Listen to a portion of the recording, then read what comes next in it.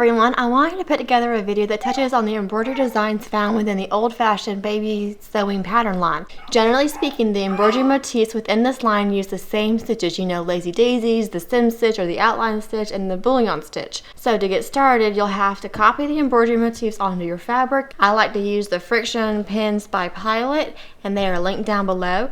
The center of this flower has a French knot, so I wrap my thread around my needle twice and pull tight to get a French knot. Then the petals are lazy daisies. You'll come up and then put your needle a tiny bit away from that first point that you came up through, and then you'll go through to a third point, and this is the length of that petal.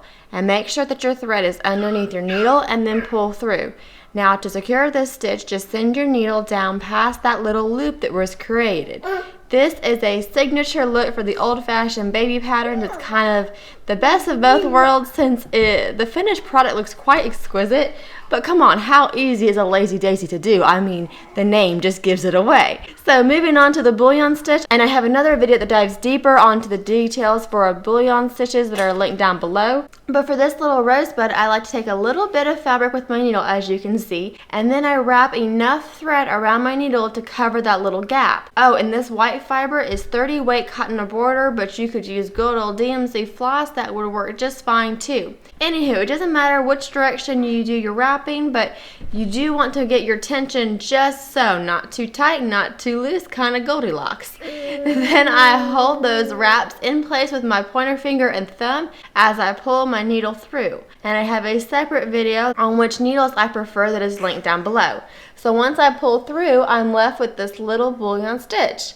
Now the next bullion is going to kind of wrap around this one. At least that's the look that I prefer for bullion roses, like rosebuds. So I start right next to the first one at the bottom, but the top kind of crosses over into the first bullion space, if that makes sense. And that's what's going to cause this bullion to curve around the first bullion. It's the same process with those wraps and pulling through, flipping the bullion back on itself, and sometimes the bottom wrap does a little number like this, and you just need to put it back into its place. And there you go, here's my finished bullion rosebud. So now let's talk about the leaves, which really sets off the motif. I mean, leaves generally make any embroidery motif pop.